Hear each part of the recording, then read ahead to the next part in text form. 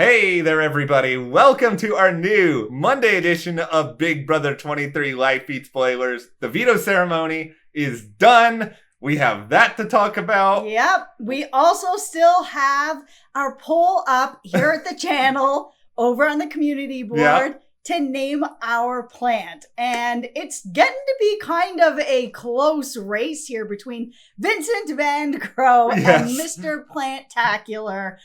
I love both the names. I love all the names. I'm also a fan of Jacques Laplante, which is also on there, which is, it's cool. All the names are cool. And we just want to say thank you to everyone who's participated in our silliness. I mean, we know that it's silly, but we're having a fun time with it. So thank you. Hey, remember when Big Brother used to have all that audience interaction with stuff? We have to pick up the slack because they're dropping the ball. So we're going to end this poll tomorrow. So when we come back for our Big Brother update, that will be it. Whoever's in the lead, that is the name of the plant forever and stamp on it.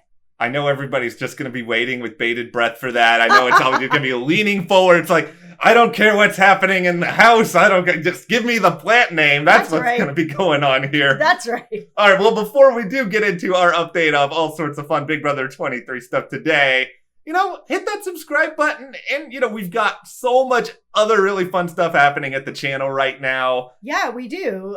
Animal Kingdom was last night. We got Bachelorette tonight. Raising Kanan, Power Book 3 aired on Saturday. There is a lot. Then we got, American Horror Stories is coming up on Wednesday. There is a lot of good summer TV as well as Big Brother. So yeah, hit that subscribe button. Follow us over on Instagram, Matt and Jess TV. All right, so we will be getting to the Veto Ceremony here pretty shortly, but we'll start with just a couple of little things that are of value before that took place. Yeah. So prior to it happening, we got kind of like a pseudo formation of a pseudo Final Three Alliance-ish. Yeah. It is I don't know, I'm trying to think of a clever name for both of the Dereks in there together. Derek FX, they're in this. Oh, that's good. I literally, that's not me like tooting my own horn, but I actually did just think of that. So there we go. I will take the brownie points on that. I know you guys are watching from the Big Brother house. You have my permission to use that. Yep. And then Kyland is also in there with Derek F. There's Derek FX and Kyland. Yeah, I'm sorry, Kyland. I don't have a clever way to incorporate you into any of this.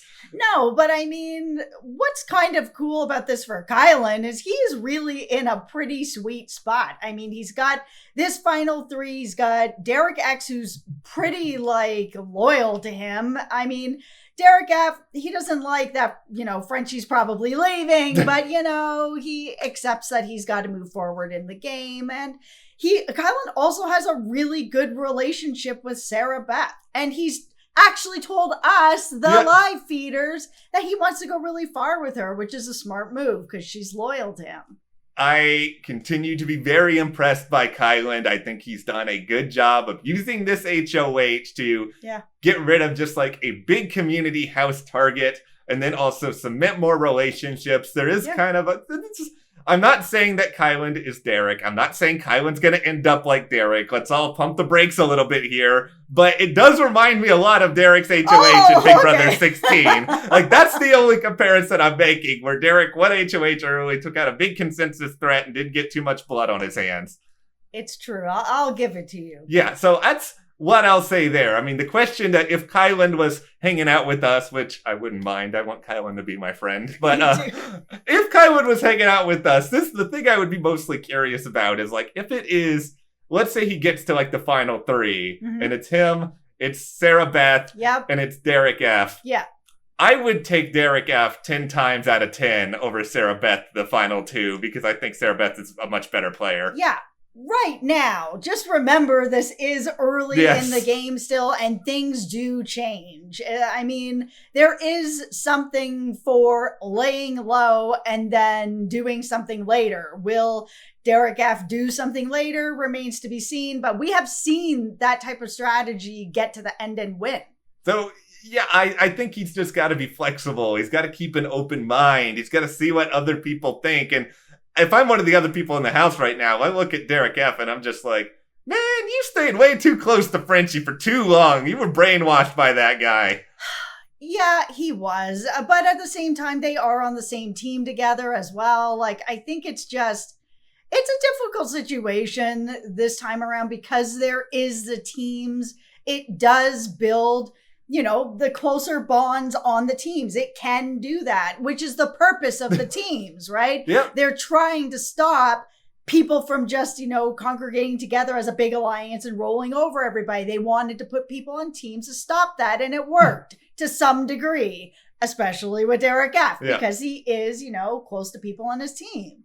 All right, so the veto ceremony, it has happened. I know there's so much suspense around whether or not Derek X used this power of veto. No, he did not use it. Of course he did not use it. He was never going to use it. I mean, there's no benefit for him to use the power of veto. It's just going to end up pissing off Kylan, who's his ally. So, no, he didn't use it. No surprise here. No, it just sometimes the period between the veto and the veto ceremony can be really fun and full of all this action. And sometimes you can just take a nap for 24 hours. Yeah, I mean, Frenchie went up to Kylan, before the ceremony and just asked him to put up someone else and to give him a chance. But I mean, it just wasn't going to really go that way. Kylan told him to say who the rogue votes were. I think he was just trying to fish for information. Yeah. If Frenchie gave up the names, which he didn't, if he had given up the names, would Kylan then be like, you know what? I will scratch your back. You just gave me some info. Okay, maybe I can trust you. I'll take you off. I just don't think so. I think he would have taken that information and then been like, bye. What is so fascinating to me is that Frenchie will lie about all sorts of nonsense. He will make allies with every single person in the house. He will betray everyone. But by no means will he ever disclose, apparently, that Tiffany was a rogue vote. It's like he's holding on to that one name to his very dying words. To Frenchie's benefit. Yeah, I would not want to make Tiffany mad. To his benefit, I just wonder if it makes more sense not to throw Tiffany under the bus because Kylan isn't going to take him off the block. Frenchie knows it. Kylan also can't vote to keep him in the house. However, he can take this information back to Tiffany and be like, listen, Kylan asked me who the rogue votes were, and I didn't run the bus over you. Can I have your vote? Yeah, it's true. It's something he can at least kind of throw out there in his attempts to campaign, which I hope he actually does eventually. He's claiming he's not going to campaign. I don't believe him. Yeah, I think Frenchie, he's still very much in the, I don't know, I go see my kids on Thursday, the whole... I have just been screwed over, blah, blah, blah, blah, Frenchie. Stop being sad for yourself. You got to play Big Brother, and it's your own fault you screwed it up. I'm sorry, I got a little bit... Okay, Frenchie, it just makes... Who are you? It just makes me upset, because I had high hopes that a member of BB Twitter, someone who supposedly studies and cares about the game so much, would go in there and be reincarnated by the ghost of Devin and completely crash and burn within 2 weeks. I'm sorry. I promise. Thank you. I promise I will be calmer after Frenchie leaves. Do not make promises you cannot keep. We do not know what is going to happen later on. This is where I am with this. It's just no one can be worse. Right? Right? See, okay. Oh, God. Okay, I have knock on wood that's true, but you've been watching this game a long time. It can always get worse. I will say this. There are two people in particular who I feel like have serious HOH-itis potential if they get into power. Brent and Derek F, I believe, could be serious because Derek F... Possible, yeah. I just feel like he has studied under the school of Frenchie, and I feel like if Derek F gets into power, will he become Frenchie 2.0? I'm slightly concerned. Yeah, I'm just not sure. Brent for sure. Brent for sure. The thing with Derek F that we're seeing right now is that he is able to pivot and he is able to move into a different direction when he needs to. And him being that adaptable is something that goes far in this game. It can. Yeah, and the good thing for Derek F is who's coming after him right now? He's got a little bit of time to sort of repair things. He's not an obvious threat. No, he's not. So, like, this is the big question. I'm sure Frenchie is thinking about it, and we're thinking about it, obviously, is what in the world can Frenchie actually do to stay versus Brittany? Like, how is the CBS show even going to try to paint any drama here? No, I don't know. Like I said, I threw up my one thing that he could get maybe one vote, maybe from Tiffany, and sort of sow some seeds of doubt with her and Kylan. But I mean, Kylan doesn't know that it's her, but it at least shows that, Kylan's starting to sniff around. Yeah. You should be a little bit worried. Also, I protected you, so do me a solid.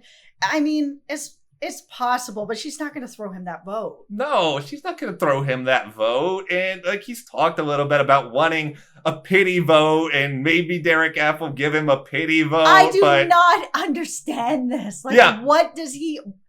Oh, Frenchie, asking for a pity vote is so just sad. It's like if you break up with someone and you're like, I know we're breaking up, but do you think that we could just kiss one more time? Like, it's just like that sad, like, no, man, what are you doing? Just hold your head up high and be like, you dumped me? That's fine. I didn't like you anyways, and leave. That is okay. I think that analogy is very worthwhile here. So, Frenchie, don't do this to yourself. Here's what you do.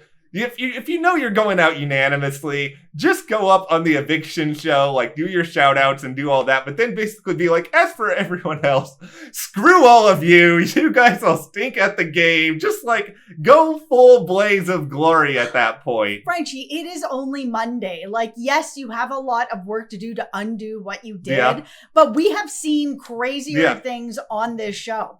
And if Brittany does feel like she's kind of in a good spot, sitting all right, doesn't really need to do anything because Frenchie has unraveled and caused so much damage, she may not be campaigning as hard as she might need to if he's really actually going to do something. It is only Monday. There is actually time. The crazy irony here is I kind of feel like one of Frenchie's only moves would be to kind of try to do what Travis did and just basically be like, everyone wants me gone. I am a really big threat. Who is coming after Brittany anytime soon? The biggest problem is he's just broken so much trust, and he's so unpredictable that it's like, if you weren't unpredictable and you had just broken some trust, you might be able to fix that. But the unpredictability factor of it is the thing that just makes him way too dangerous in this game, that he can't, there's no argument for it. Okay, do we have another Frenchie moment here? Oh, I don't know. So, okay, Frenchie this afternoon was trying to give Kylan advice on what to do moving forward in the game. Boy. It's like, okay, this would be sort of the equivalent of, let's say I am about to become a professional football player. Obviously, look at me, this is not happening, but let's just all pretend for a moment. And And then I go to somebody like, let's say that you are like a professional Madden player and you're really good at Madden. And then I'd be like, I need you to help me like go and play actual football now. This is what, don't listen to this, Kylan. This is really, really bad. Listen, I am really good at Madden. I will school you under the table. Okay, well, listen, I'm not here boasting about my Madden skills either. I will say this. I might be this much better at Madden than actual football, but still. This, Frenchie, you are basically the Madden person who is going into a real sport where everyone else is actually playing. Oh, Frenchie. What are we going to do in these videos after we leave? I mean, we give him such a hard time, but he offers us so much content. Yes, he does. And that's the thing about it. He does offer a lot of content, but also a lot of frustration. Yes. And I think it will, give space for other people who are really good players in this game, like Tiffany, like Kylan, to really come to the surface and not be overshadowed by the circus. There is some fun strategy stuff here to sort of talk about at the end, and that includes the state of the Slaughterhouse, which, the Slaughterhouse is a very flimsy alliance at this point, clearly. It is, but they're still kind of acting like it's a thing, even though Frenchie, like the other day, was like, F the Slaughterhouse! It's like, you put this together, and now you're like, screw it. But it seems like everyone else is still kind of acting like it's a thing. I think if you are, there was a conversation with Alyssa, Christian, Xavier, where they're sort of all talking a little bit about this idea of they need to at least put on airs that the slaughterhouse is a thing still and act like it, because Brent and Whitney are kind of a target for a lot of people. And if you want to play good, responsible Big Brother, as opposed to some of what we've seen this season, the idea is not to make it altogether clear that someone is obviously on the outs. For sure. It's true. And I mean, in general, you don't know who's going to end up being the next HOH. So if it is someone in the slaughterhouse, why not just roll with it until, the wheels fall off and it just doesn't matter anymore? There's no point in destroying an alliance for no reason. Frenchie's going to be out of it. Like, the remaining people can figure it out. Yeah, and Alyssa and Christian and Xavier, they talk about this idea of maybe we should throw the next HOH. If a Tiffany's there, if a Sarah Beth is there, they can go after Whitney and Brent. And it's on the surface, yeah, that's pretty fun. And maybe they would end up being the targets. But what if you do that and they end up going after one of you instead? Yeah, you just don't know. It's still a bit early. Yeah, it's on paper, I get it that Brent is a really, really obvious target. He is abrasive. He is arrogant. However, if you are one of the guys in the game, this would be the third straight guy who would be evicted. And we know there's not some women's alliance that's just running the show or anything. But no, but you still do want to keep some bigger male targets around if you are some of the guys in the house. You can't just let them all go. Yeah, that stuff gets in your head too. You could get really, really paranoid about something like this. And I don't know. I kind of go back and forth if it's Brent and Whitney are sort of the targets here. Because it's Brent can probably win some physical stuff. Probably. And I do think that keeping Brent around, he is, a physical threat, but he is always going to be a bigger target than everybody else. So is it, the worst thing to keep him around till mid-game? Then get rid of him? I mean, he can always be got rid of later, right? We say this. Watch Brent win 8 HOHs and vetoes and he's immune for the rest of the season. Okay, so we also have to talk about some little bit of weirdness that's going on. Yeah. So Xavier has not told anyone that he is a lawyer. Yeah. It is not very clear that he is a lawyer, but somehow Derek F is speculating that he's a lawyer. So let us know in the comments. How do you think he figured that out?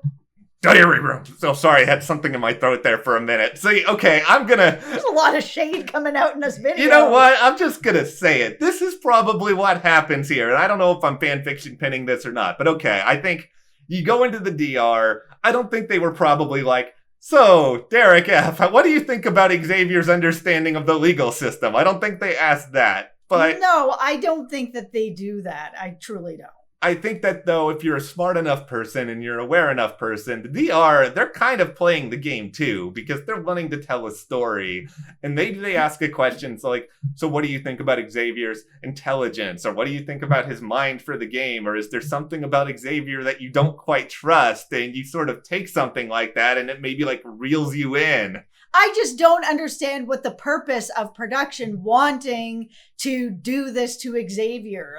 Do they want him out of the game? They just want to light a fire under him in some kind of way? Why target Xavier? Why? Just let him go in with his lies like everybody else. One of my favorite things, and I kind of hope that a lot of the secret jobs come out later this season, because I love the whole, I'm going to reveal all these secrets, and then people do, and everybody's just kind of who cares? Because it's when I was on Beauty and the Geek, I didn't tell anyone that I was on Who Wants to Be a Millionaire, and I didn't even win $1 million. I won 16,000, but I was so afraid that people were going to come at me over this. I told everybody this, after the show was done filming. They all just, looked at me, and they were just whatever. And it was no big deal at all. Yeah, and now one of our best friends who was on that show with Matt tries out for that show all the time when it was on. Yeah, so it's just you guys, even Sarah Beth, I'm a forensic scientist. Yes, that's smart, but how does that help you in the game? And, being a lawyer, yeah, that can help you in the game because you can get out of situations and you can talk your way in and out of any situation. So sure, you can look at that, but like, yeah, forensic scientists, that's not really helping you in this game. No, all this stuff is just a little bit of overthinking, but that's fine. It's Big Brother. You could just leave the overthinking to us, though, because we're really good at it here on the outside trying to figure out this game. Yeah, we are. All right, well, we will be back, of course, with more Scoop from the House, but, subscribe to the channel so you don't miss any of that. Remember our poll about the name of the plant? We are also covering a whole bunch of other shows here. We got Power, that just aired on Saturday night. Animal Kingdom, Sunday night. Bachelorette tonight. Thank you guys for watching as always. We'll see you here next time.